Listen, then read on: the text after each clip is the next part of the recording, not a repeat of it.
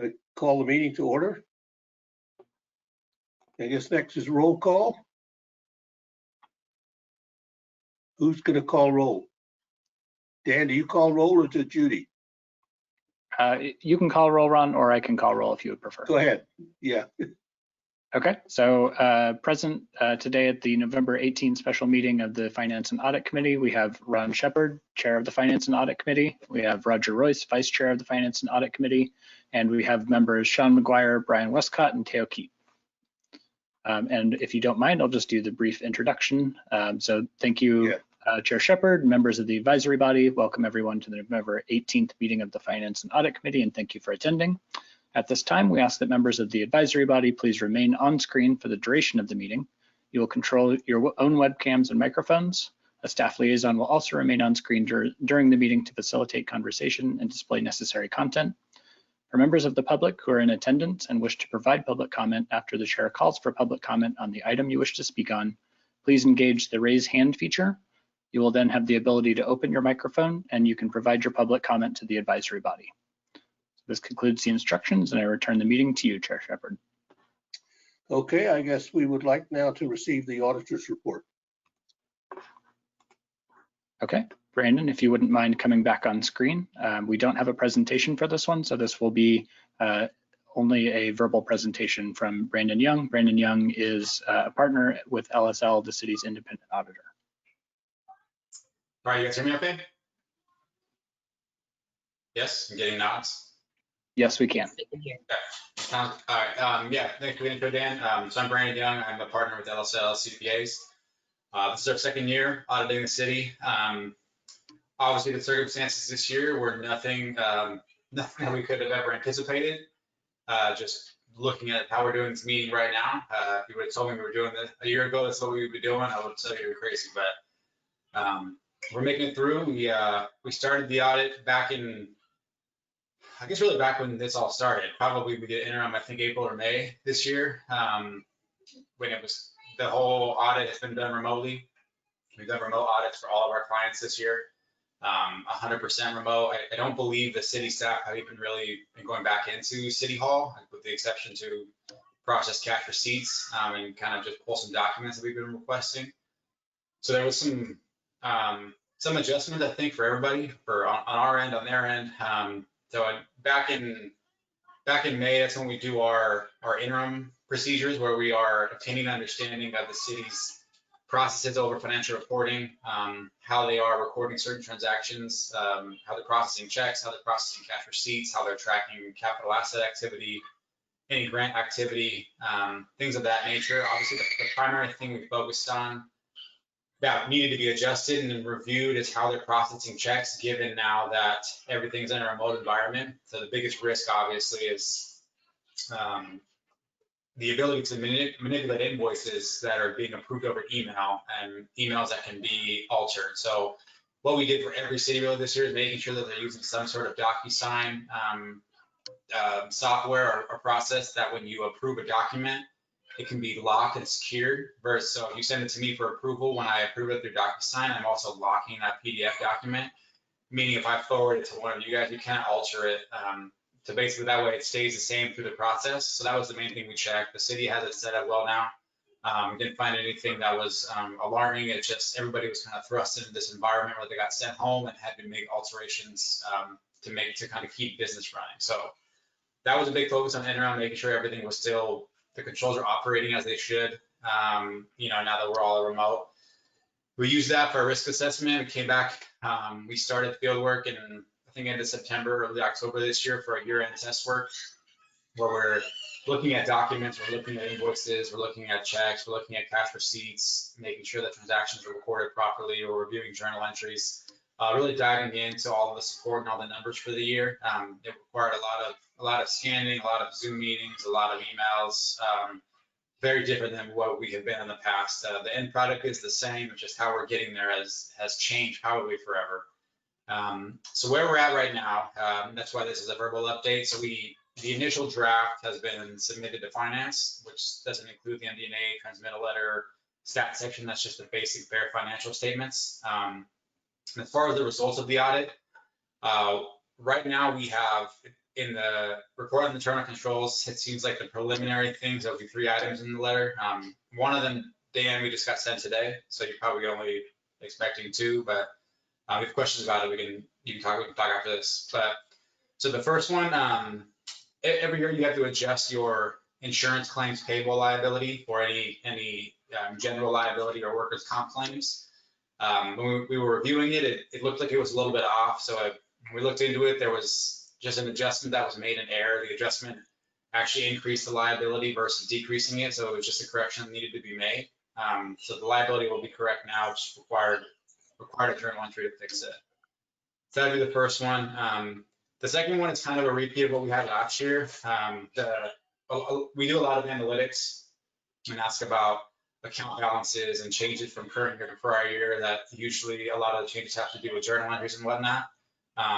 A lot of the journal entries we received this year, similar to last year, still don't have kind of the supporting documents you would want to see as far as the reasonings for the entries. And then there's kind of a lot of back and forth with the finance staff, and they're kind of getting a lot of the same answers with kind of just Excel documents and whatnot as supporting documentation. So I think kind of what happened is that we made this recommendation last year, and then this pandemic hit and everybody got sent home. So my thought is that there wasn't really ample time to kind of implement change. So I would hope that next year we start kind of beefing up the supporting documentation on some of these entries. That way, when we're asking about it, it's easy to tell the reasoning for the entries and kind of why they're necessary. The last one just came in today. It looks like there was a duplicate entry made for water franchise fees. It had to do with the water fund.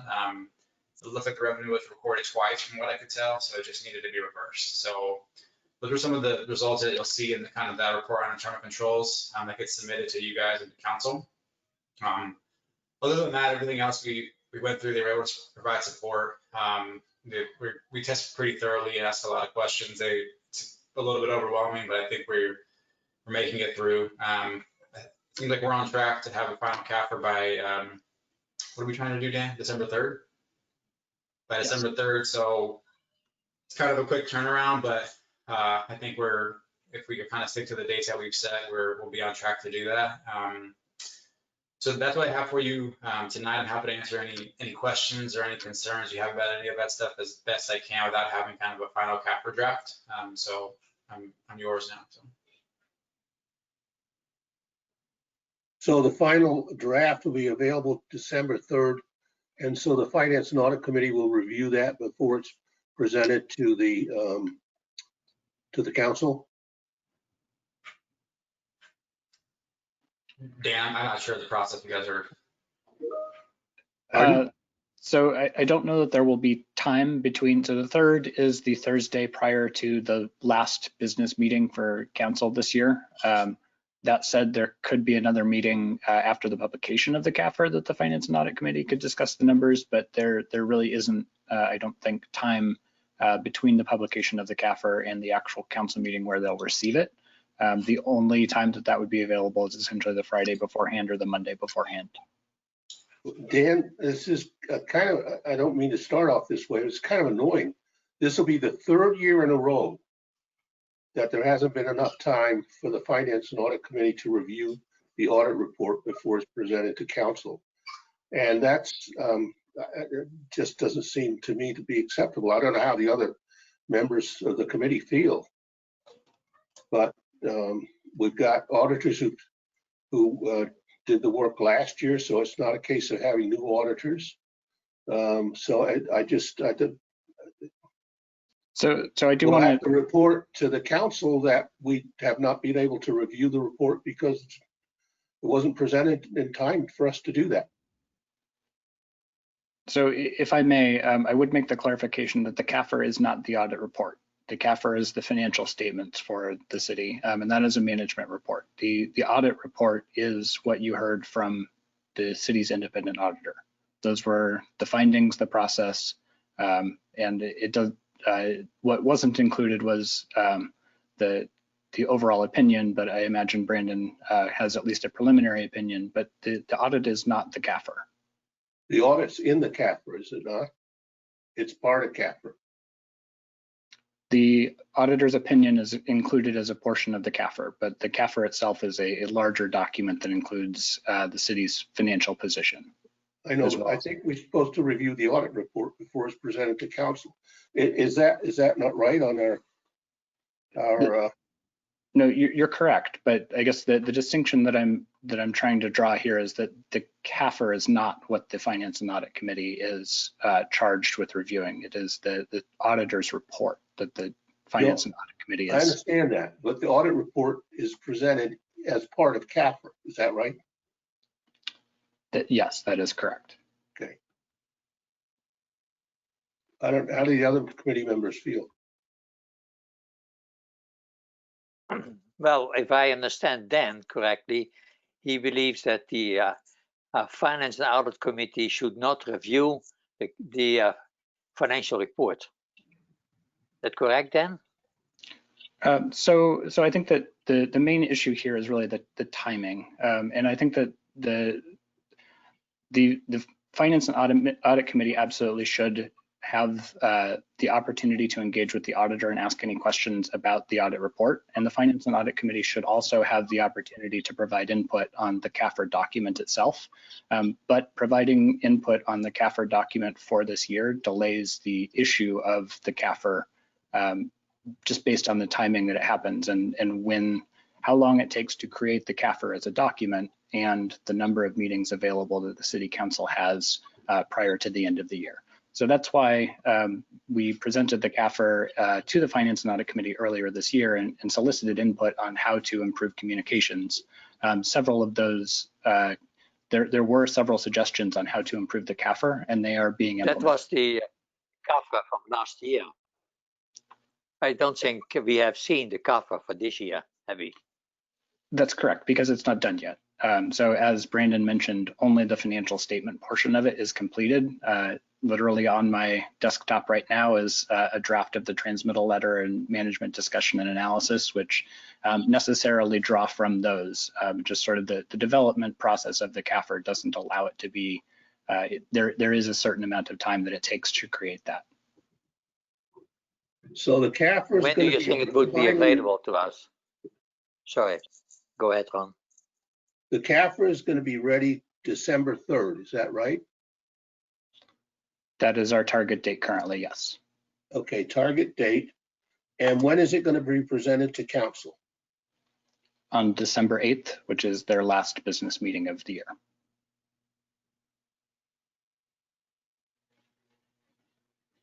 Okay. So we're not really sure that it'd be ready by December 3rd. That's the target date. That is dependent largely on city staff preparing the document and making sure that happens. So that is on our desk to complete. And then I think the committee had two issues that one is to show the change in pension liability resulting from a change in a discount factor. And you said there is a footnote in the audit report that will be repeated that I guess I missed. That would show the change in liability due to a change in discount factor. And the other was a note to summarize where we are with all four pension plans. And you are going to summarize that and put it in the management letter. Is that correct? So there was one other item as well. The action that the Finance and Audit Committee took at their prior meeting was to include a discussion of the pandemic, which is being incorporated into both the transmittal letter and the management discussion and analysis, and to include the summary table of pensions. And I did want to point out that we were uncertain where the best place for that would be. After discussing it with the auditors, the management discussion and analysis does seem to be the right place. The information is included in the notes, but is a little bit scattered. And there is a note, as you mentioned, that discusses the effect of a 1% increase or decrease on the discount rate and the effect on pension liability.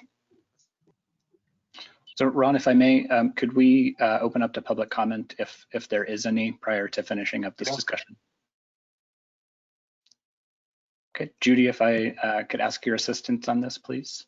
Yes, thank you, Mr. Dixon, and thank you, Chair Shepard.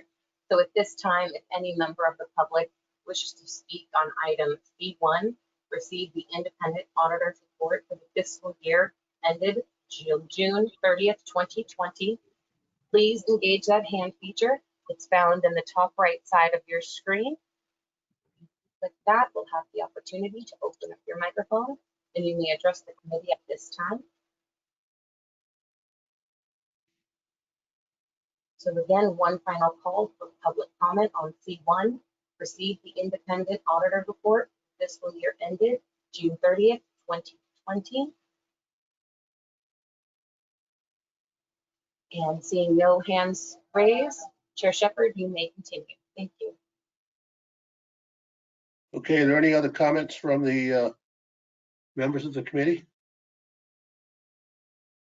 Well, I have a comment, which is, Ron, I generally agree with you that if there's something that we are supposed to review, there's no point in us reviewing it after the fact, after it's gone to the council. So I'm a little confused as to where we've ended up in this discussion about whether we're looking at the audit report in the CAFRA or we're looking at it separately. But if that's our responsibility to do that, we should do it before it goes to the council. And I don't know if this is sort of a process problem that we need to adjust the timing on when it's available or when the council receives it. But I'm in general agreement with you, which is that it seems like things are backwards.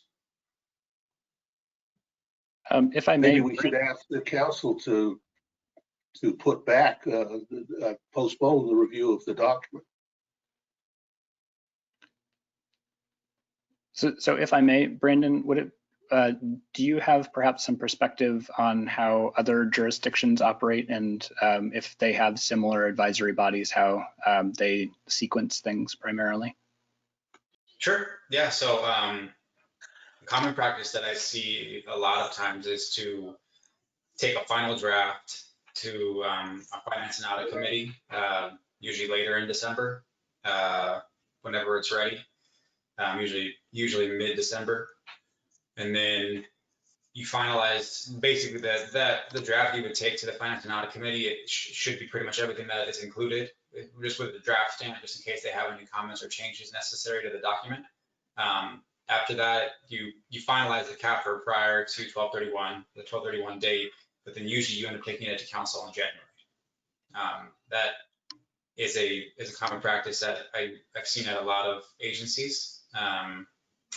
I don't know what the charter is for the finance and audit committee that you guys have set up, but or how that works with your council. So it seems to me like is the push to get the CAFR to council in December.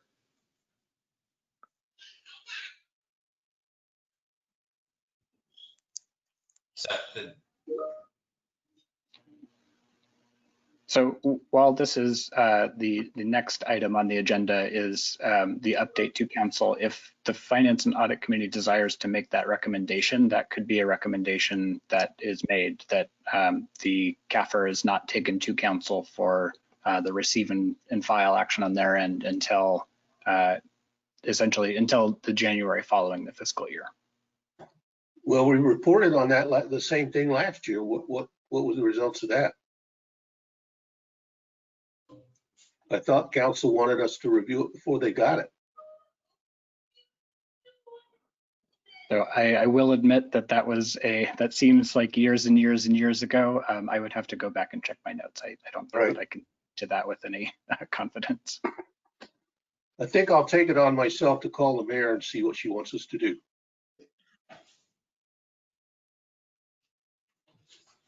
Yeah, and I'm good with whatever you guys decide. If you Dan, this is Brian Westcott. What would be the consequence of delaying till January? Just the primary thing being the freshness of the information. Not that there's honestly a lot that happens by way of activity through the month of December, But then it also, if there are questions about the financial position, then it does sort of run into some of the other things that council has. So typically they start their goal setting process in January. They start the budget process really kicks off shortly after that, once the goal setting's done and once the mid-year review happens for the budget. So those are some of the things that could kind of cram together if there's not time to discuss. But I mean, that said, it's certainly possible for people to read the CAFR over the winter break time. So it's not, it would not be a showstopper. It just would mean that the council doesn't have it formally presented to them in the same year that the fiscal year ended, the same calendar year, that is. Can I ask a question real quick? Just listening to that. So on this committee, is there council members that are part of this committee? There are 2 council members who are part of the committee. Neither of them is available today. So I think that would probably really be the critical part, because I think what makes sense is usually on these committees, there's at least 2 council members who, and it's usually the ones who are more involved in kind of the financial reporting or have a finance background or want to be involved in the capital process. And then they essentially, so you are kind of giving it to council in December, even though it's in final draft form. And I think it's kind of like those other council members are reporting back to the other ones. Sorry, I've got kids in the background screaming, but so that's kind of a common practice. And then I think it solves multiple issues. Not to kind of create any extra work for anybody else or additional meetings, but then it prevents you having to rush a timeline to get this CAFR done in 2 weeks, you know, when trying to cram out an MD&A and middle letter. It does give this group the ability to review the document in a draft form and have any kind of, if there is a change needed or something that is doable to adjust to before you finalize it, and then it's still dated by 12/31. You can submit it to GFOA for the award, and it just, the council meeting is pushed back to January. Because what happens a lot is a lot of agencies, they have a goal to do the second council meeting, that's around Christmas. So council usually cancels it, which isn't really fair to finance, because then you're tasked with rushing it through the process, you know, or doing a meeting on 2 days before Christmas. So that's just what I've seen with a lot of agencies. So it does seem like maybe some adjustments would probably be good for everybody. That's just my 2 cents based on working with different members. Well, maybe we should ask the council what they'd like us to do. Maybe the answer is don't review the audit report, because we can't. Well, or review it after the fact, Ron. I think that's what we're going to end up doing. Yeah. And whatever our comments are, like the last 2-3 years, they'll be hopefully incorporated in the next iteration. Okay. That may be the best we can do here, because I think so. mean, I kind of don't like I mean, we could ask what they want, but I don't think they're going to want to delay this anymore. Okay. Any other comments? Okay, thank you very much, Brandon, for your presentation. All right, thanks, guys. Thanks, Brandon. Okay, let's move to C2 is the regular update for the city council. I think in your package you have a draft that Roger and I worked on, and I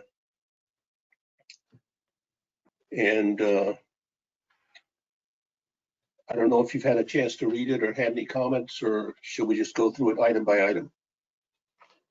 What would the committee like to do? So is everyone able to see my screen? I can put up this attachment. I just want to verify that people are able to see my screen. We're unable to see it yet, Dan. No, I can't. There we go. Thank you.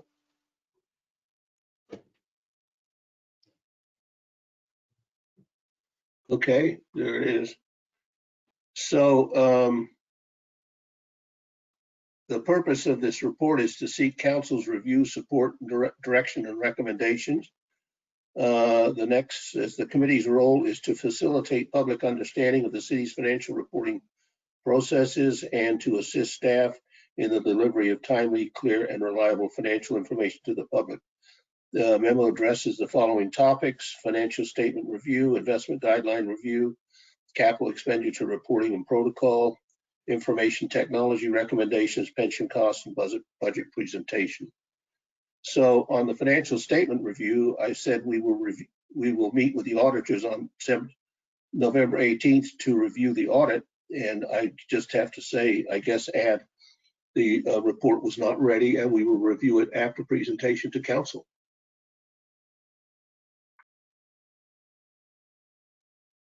Any thoughts? Sounds right. Let me write that down.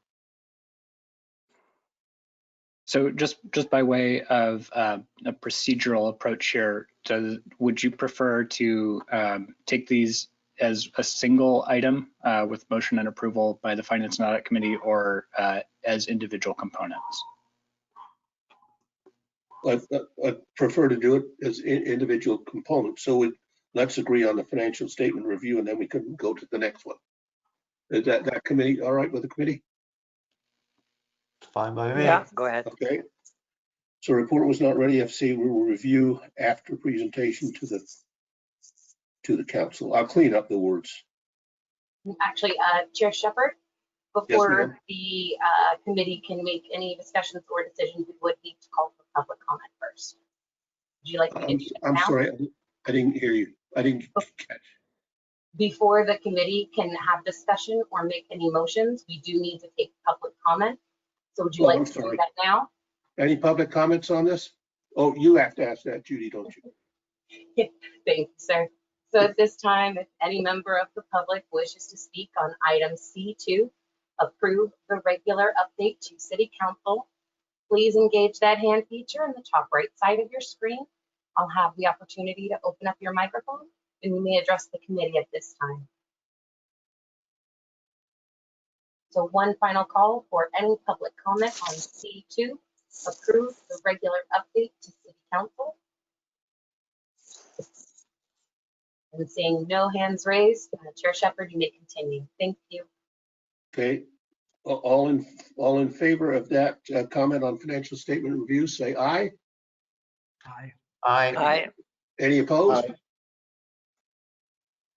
Okay, So we'll do that one by acclamation then. okay. Ron, if I may also, so typically, just to introduce this item a little bit, typically the updates to council focus on what progress has been made on work plans. So I know that most of the items that were included in this recommendation do match the work plan, but not all of them do. So I do just want to highlight if there are any differences, either things that were left off the work plan, they may potentially, if the Finance and Audit Committee so desires, just be added as, we'll work on as time allows, understanding this is obviously a very different year than most. Or if there are items that are not on the work plan that the Finance and Audit Committee wishes to recommend to the council to add to the work plan, that would be potentially another thing. But to the extent that they're not already on the work plan, I don't know that normally these updates cover things that are not on the work plan. Well, there is one item that's not on the work plan. So this is on the work plan, I think. The investment guideline review is on the work plan. And it said, we reviewed the city's investment guidelines, which follow state regulations and therefore did not have any changes to suggest. Any comments on that one? Any public comment? No. Okay, I don't think we need to do public comment, and we covered public comment for all these, so no need for public comment for the rest. oh, we did, okay. So all in favor of this comment, say aye. Aye. Aye. Any opposed? Aye. Okay. The next item is capital expenditure reporting and protocol and communication. And there's an attached memo dated February 24th that committee prepared, and I wanted to attach that to the to our report. And so that was prepared by, I think Roger was the lead on that. So are there any comments that you might want to ask Roger about? Or Roger, do you have any second thoughts or? No, it's been so long, I don't think I do. Okay, I think we'll just present this to the council. Is that all right? By acclamation, yay? Okay with me. All right. Yes. Any now- opposed? Yeah. We're talking about the total subcommittee report now. Yes, I had two just typo nits on it. okay, On page 1, the next to last paragraph, which starts the CIP does not. There's two periods after that sentence. When? Oh, yeah, okay, And then on the following page, on page 2, item 2.2, the subcommittee has several suggestions. Number 2, it should read, the CIP should contain a summary. yeah, okay. Roger, do you still have this on your computer somewhere that you could make those changes? Probably. I can, Okay, I'm sure I do. okay, any other changes?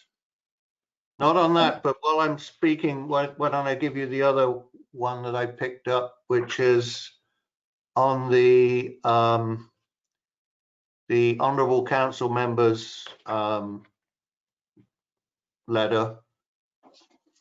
On the second page under pensions, the second bullet point there, you need to drop the first have.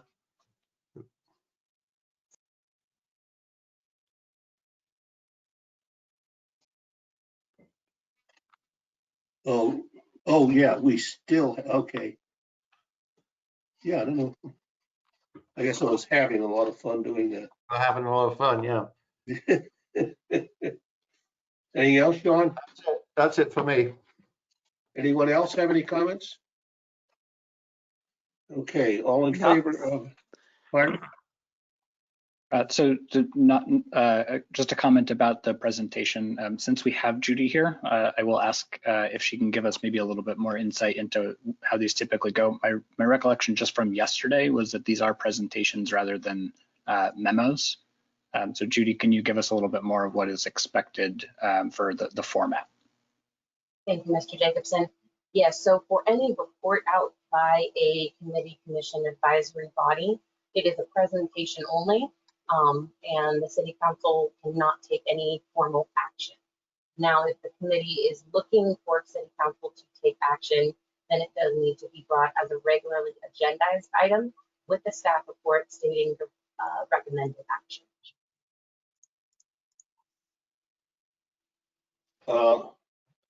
Well, I'm confused. The first sentence is the purpose of this report is to seek council's review, support, direction, and recommendations.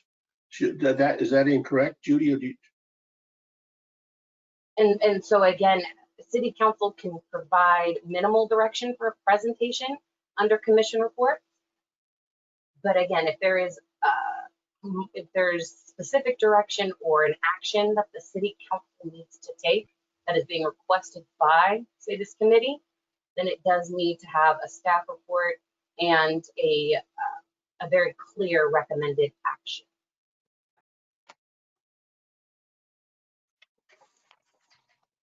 so what are you saying?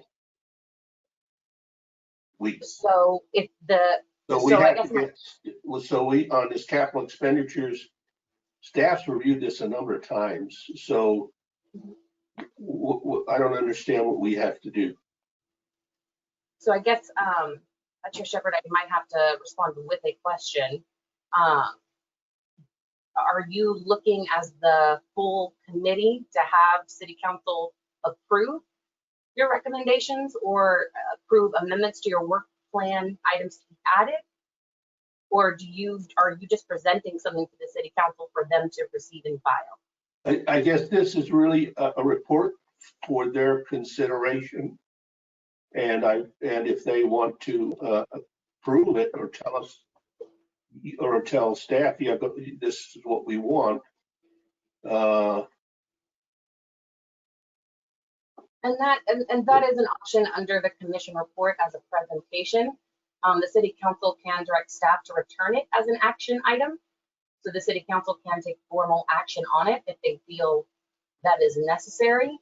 However, if you as a committee already believe that you want them to take the action, it's best to avoid that extra step of the presentation only and provide the report and the recommendation as an action item.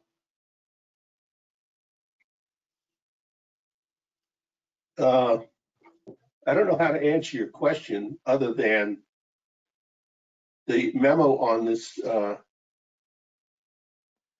infrastructure communication is a suggestion for what we think they should do.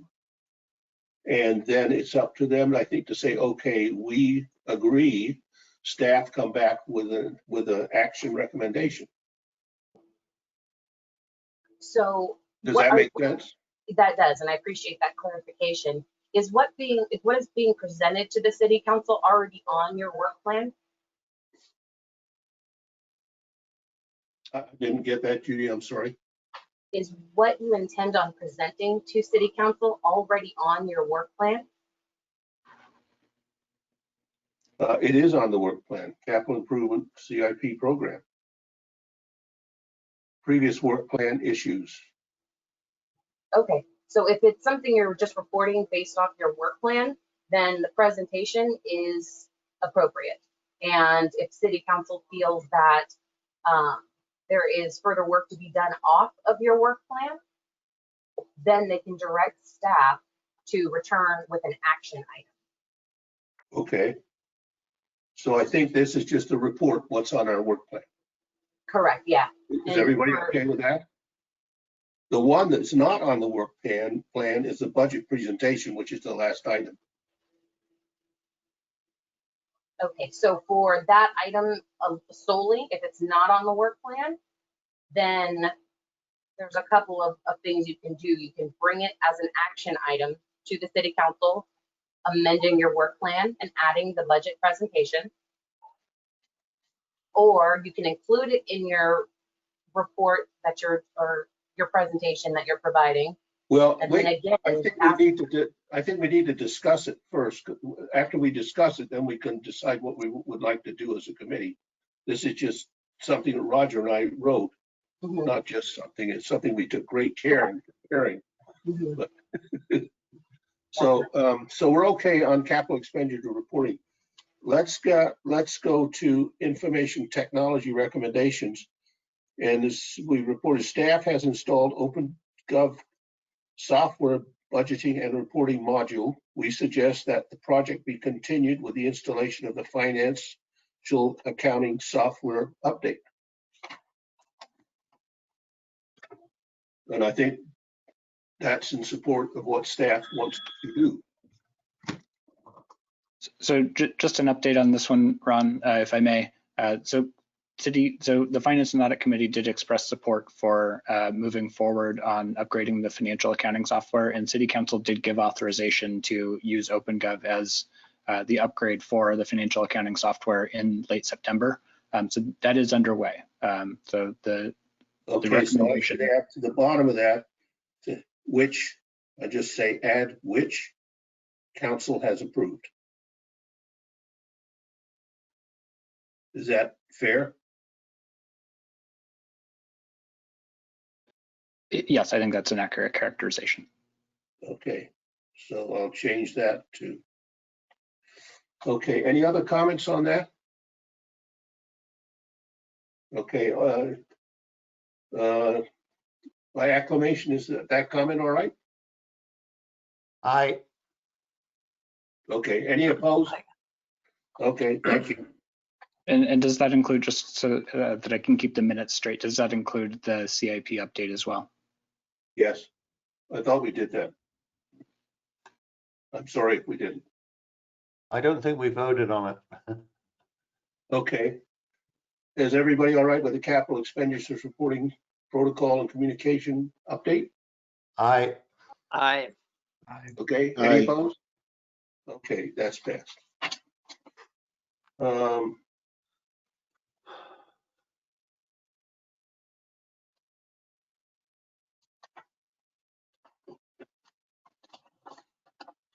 The next item is pensions.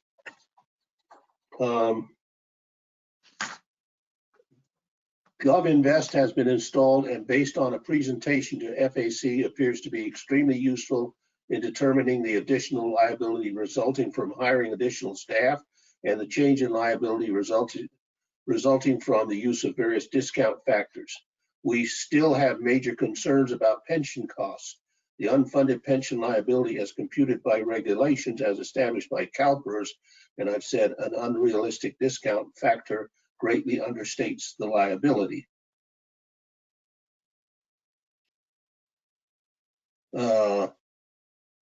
Any comments on that statement?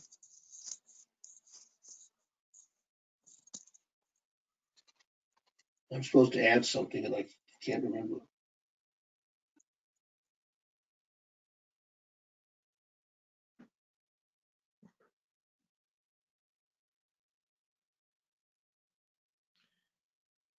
Any comments on that?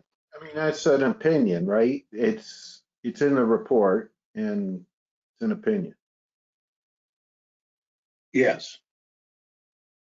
So, So if I may, just so that we can continue just identifying which things align with the work plan as already approved by council and which things may require additional action to bring in. The approved work plan is pension liability communication. So my question would be, how does this fit within that umbrella? And perhaps how would that, what additional information about the pension plan and potential liability is the community getting from this, and how can that be expanded as through the Finance and Audit Committee's work? Well, the previous mayor's issue was, said, I'd like to know when we add staff or change staff, how does that affect the pension liability? And we didn't have a way of doing that. And at the same, I guess, time, you were looking at the GovInvest computer program to give council more information, and you installed it. So I guess our report is you installed it, we look at it, and we liked it. And it should be able to provide the information that you want, the council wants. And I don't know if anybody else agrees with me, have major concerns that the unfunded pension liability is still understated. And I think in order for staff to get their pensions, they better make sure the council understands there's going to be some additional funding that has to be done. So that's the gist of paragraph 2.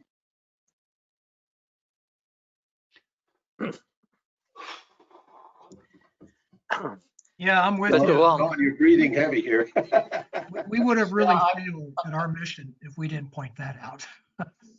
I'm having a little bit of a problem with seeing how what the implication of this is. I mean, is this tantamount to a recommendation that we need to be setting aside more funding for the pensions? Because I personally am not, I'm not in favor of recommending that right now. I don't think so. I think this is just a reporting function. I think it's just worthwhile pointing out, that there are some issues with the way that pension costs are reported. I don't think it's a recommendation that they should go up, down, or sideways. I think, keep in mind, our mandate here is about information, reporting, and transparency. So I think this is clearly, it's up to council what they want to do with that information. right, but normally that's part of the audit. That would be the accounting firm. So is our recommendation that the accounting firm should comment on this? Because that's their mandate. I mean, a company, that's the responsibility of the accounting and the audit.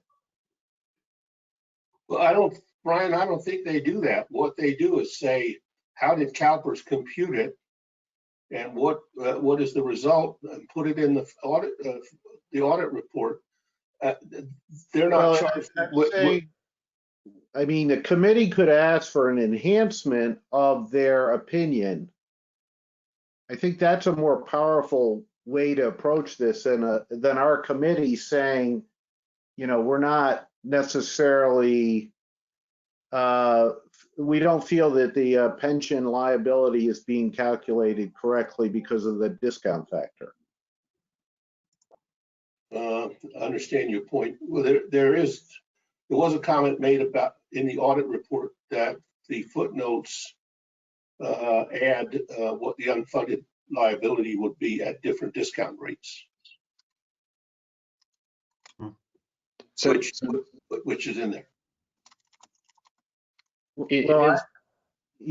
I'm just saying tonight, one of the things we still have time to do is if Dan wants to, request the audit, give a little more emphasis on this, or because I think that's just a more powerful way. If the committee feels, responsible and feels this needs to be brought up, I think it's better that the actual accounting firm brings it up. So if I may, so we typically calculate the liability and various factors associated with pensions through an actuary, and GovInvest is actually an actuarial firm.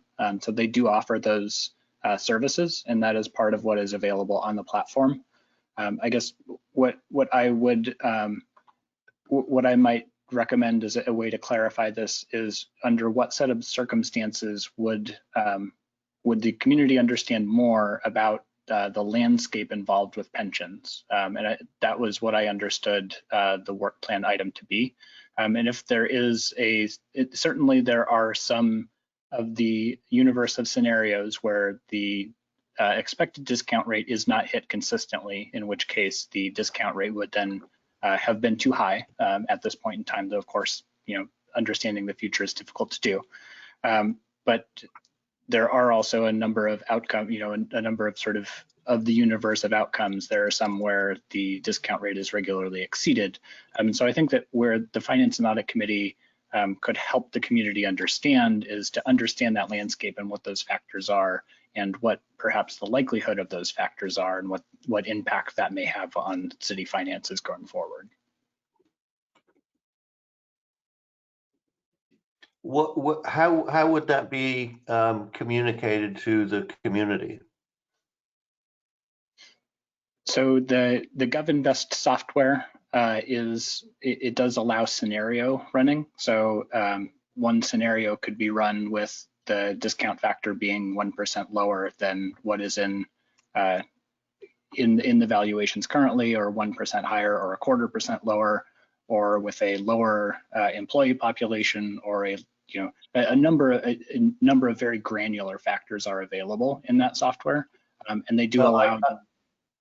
Dan, I understand how we would get the information, but my question was, what would be the process that would be given to the community? Would that be something that goes in the CAFRA, or where would it be? So I think that the CAFR probably is not the best place for that, but the city does have a number of avenues available. So it could be made available on the website. It could be made available through the OpenGov portal. Those types of scenarios and communication to help people understand that could be made available publicly. It could be presented to council. I really don't see a reason that it couldn't go as sort of an informational item of these are different factors that may influence overall pension liability and the effects on the city. So there are a variety of avenues. I don't know that the CAFR necessarily would be the right one, but there certainly are ways to present that to the council and the community. Okay, so it get presented to the council and then would become part of the public record. Right, but Dan, what does the accounting firm must put something in the audit about the pension liability and how well it's covered? So that is included, yes. And these are all factors that are sort of policy factors. The discount factor is a policy factor, the 7.15%. The audit firm does not make an opinion on the likelihood of that coming true, though an actuary could give you their opinion on it and tell you which things they find to be sort of the weakest assumptions that are included in actuarial valuations. And that is one thing that in the past actuaries for the city have actually, shared their opinions, saying things to the effect of, CalPERS has a long-term discount rate of 7%. We think that it should be closer to 6.75%. So, and please don't quote me on that because I'm not certain that that's exactly what they said, but they have made comments along those lines, and they are the ones that I think would be perhaps the best trained to make those sorts of analyses and expectations. Though again, there are a wide range of outcomes, and the one true outcome 30 years from now is not, it's going to be molded into sort of a weighted average of all the potential and likely outcomes. Right, but I feel more comfortable with a professional that, like an actuarial, maybe presenting something in this than, our opinion. And I haven't studied the discount rate for pensions, but, I'm not sure that's our job. Well, the Bloomberg Business Review a year or so ago did an analysis of CalPERS, and they said the average return for the prior 5 years was about just a little over 5%. And the CalPERS uses 7 and then it uses 7 1/8 or 7.15. At that time, it was using, I think, 7 1/4 or 7 1/2. So there have been professionals who've quizzed. I mean, I deal with discount rates all the time, and prediction of those is a big issue, I know, but we're back to what is our charter, and there's other people. I mean, if it's an issue, I'm fine with bringing it up, but I prefer to have somebody that actually has the charter to decide what that rate is to comment on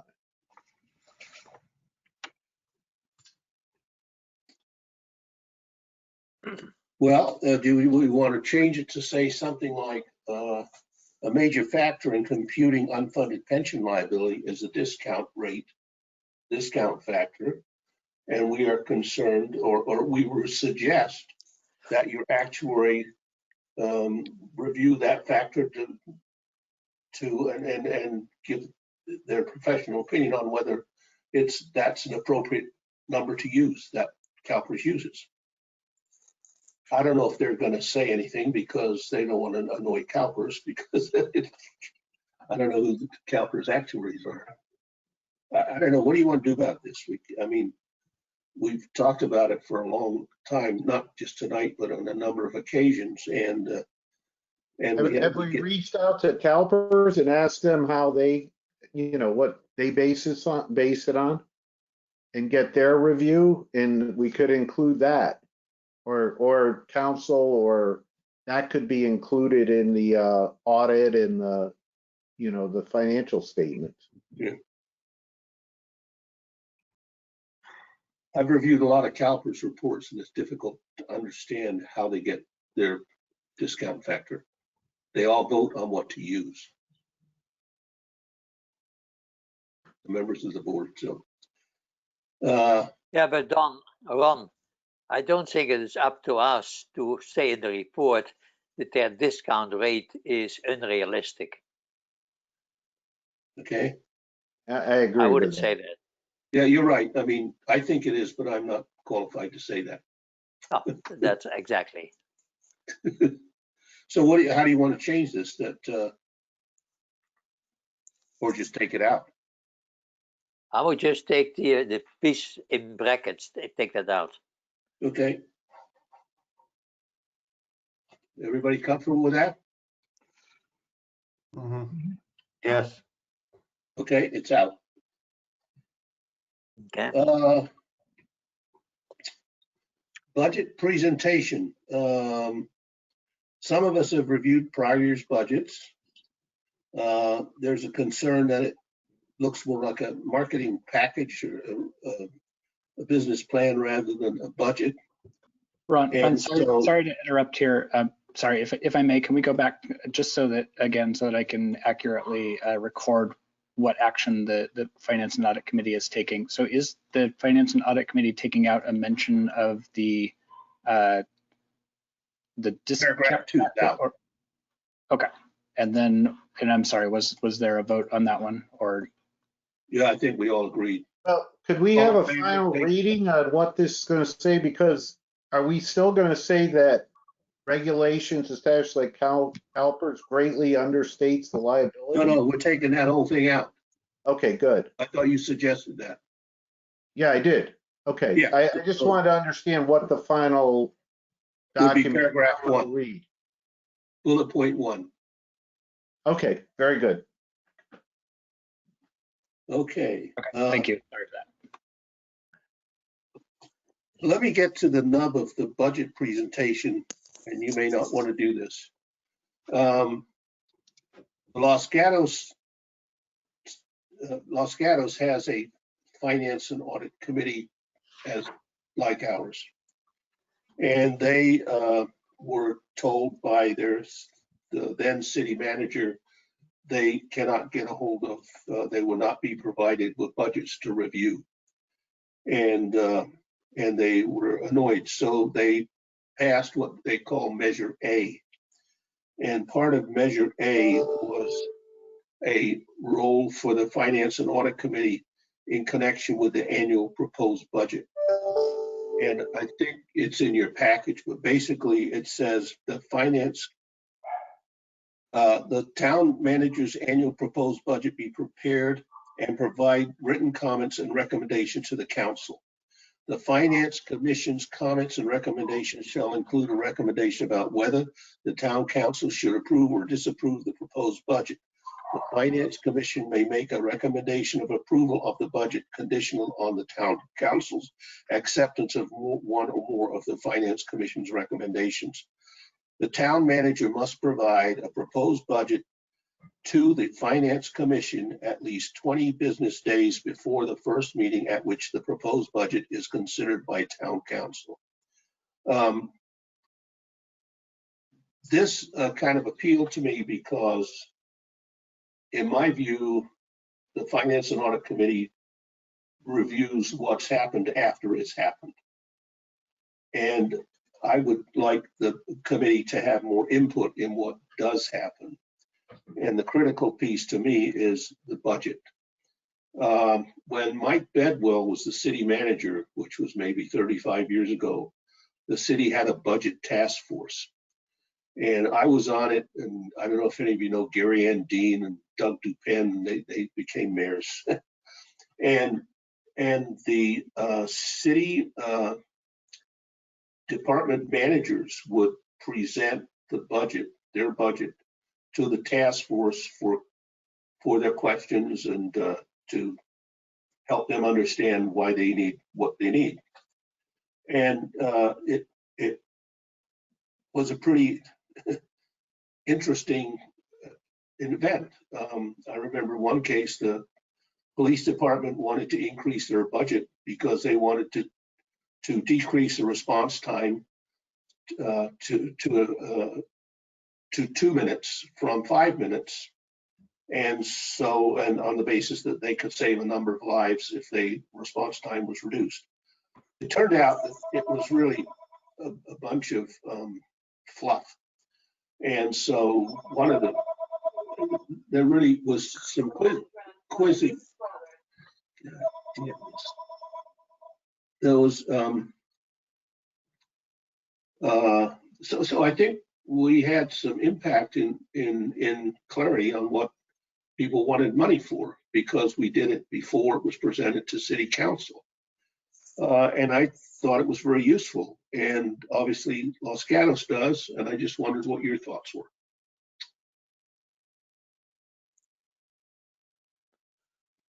So if I may, Ron, this is the item that is not I don't see a natural spot for it under the Finance and Audit Committee's approved work plan. So to add an item like this, I think would require a recommendation to City Council to reconsider the Finance and Audit Committee work plan. Okay, then if we all agree, then we present this separately.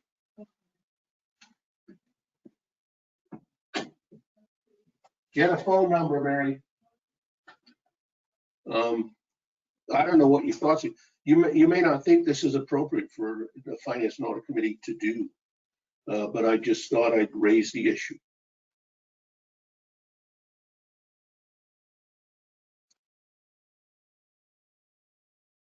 I don't see any wild enthusiasm.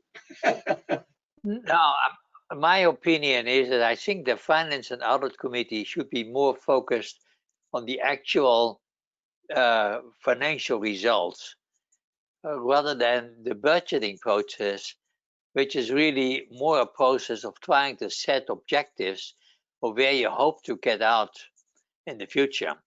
And that will involve automatically also a lot of other areas of how do you staff, how do you set your focus.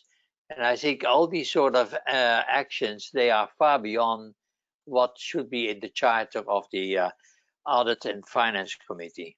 Okay. That's my opinion. How many agree?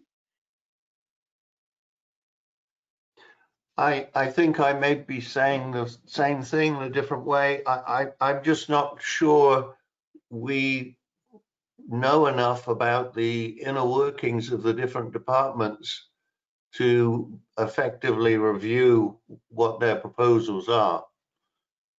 And maybe we should, I don't know. I'm just trying to think of how this will work in practice. Would you expect that each of the departments would come and make a presentation to the committee as to what their needs are and how they've come up with their budget? Or are you thinking that we would just be looking at numbers and just working off paperwork? No, that's what the old budget task force did. Yeah, I didn't read this that way, including your, looking at the Los Gatos thing. So they make a recommendation as to whether the council should approve or disapprove the budget. Yeah. I read the language we came up with to say, we recommend that the FAC review the budget and submit recommendations. Those recommendations could be, use a different color paper, I suppose. It's not necessarily a recommendation that they approve or disapprove. So I kind of like the way it's worded here and as drafted. I don't think I'd want to go as far as Los Gatos and say, good budget, you should approve it. Yeah, but this Brian Westcott. Once we start going down this path, if we're going to submit recommendations, that means that we really have to review the entire budget, because we can't pick and choose, and do a partial.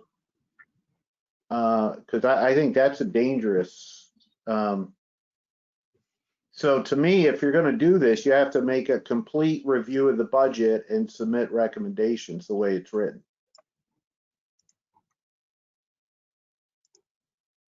Yeah, if you want to make a comparison to the business world, any sort of for larger companies, you got a financial analyst, which is basically assigned to the department managers, and they work with the department managers to put the numbers together. But then the finance department at the, let's say, the consolidation, the corporate level, they work independently. And you would say now a finance and audit committee would really be part to supervise that general finance department and not get involved in the business decisions of each department. Right. I agree. Oh. So I would say take it out of it completely. Yeah, I would second that. Okay. Roger, I don't hear any great support. All right. Okay, let's take out the whole budget presentation piece. Okay, do we have to have a motion to remove something? No. Okay. So that completes our, and I will redo this and send it to Dan, and then Dan can send it up to you all. Okay. Okay?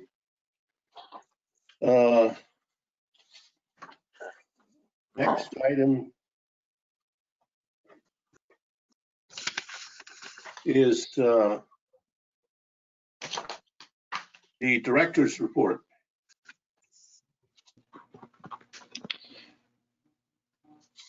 So I don't think that, so on behalf of Nick Figueros, Assistant City Manager, who is also acting as Administrative Services Director, I think that the major thing to talk about is the budget and where that stands. So City Council did consider a number of budget amendments on November 10th. They did approve several of them, one of the major things being the Menlo Park Community Campus funding. So that is a major amendment to the current year's budget. There were a handful of other ones on the sort of non-departmental, so those areas that are not related to specific program areas. So property taxes would be one, sales taxes are another, and then just general vacancies that occurred across the city, and then a few things that happened at the state and federal level. There are a greater number of resources than were expected for the general fund at the beginning of the year, so those were incorporated. It is anticipated that City Council will make further amendments to the budget. This was sort of anticipated during the budget development cycle. Those should go to City Council early next calendar year, so in preparation for the mid-year budget and for their goal setting. So just to be apprised of those budget considerations that are coming, and I think that that's the only major thing that is new since the last time.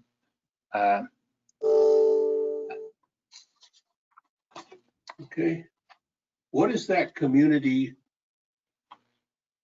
what is the community center addition, Dan?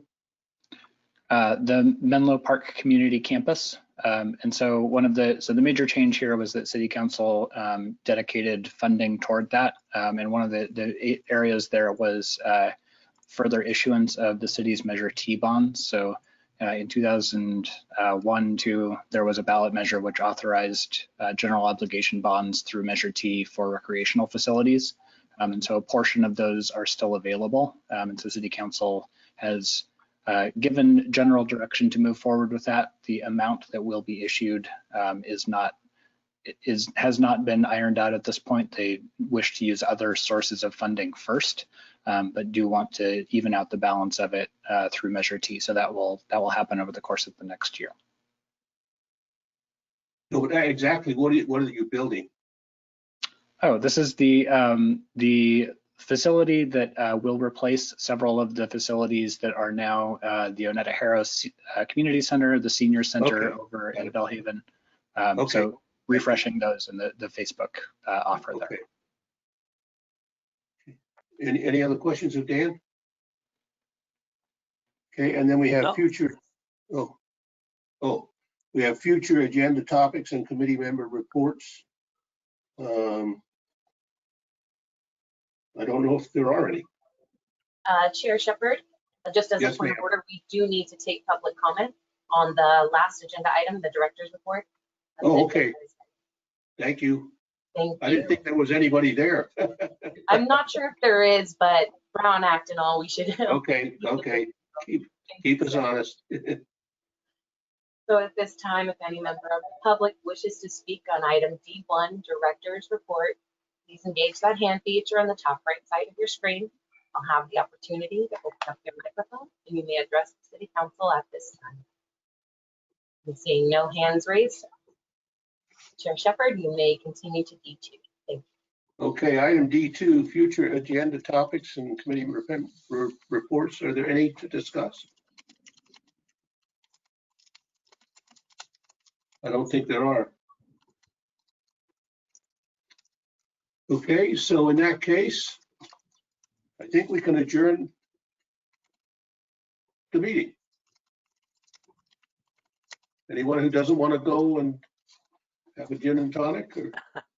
I second that. Okay, what, the gin and tonic or the? Yeah. Okay, Oh. thank you very much. And we'll wait and see what happens on the CAFR and whether we should meet before the council meeting. See how that develops. So thank you, Dan, for your help.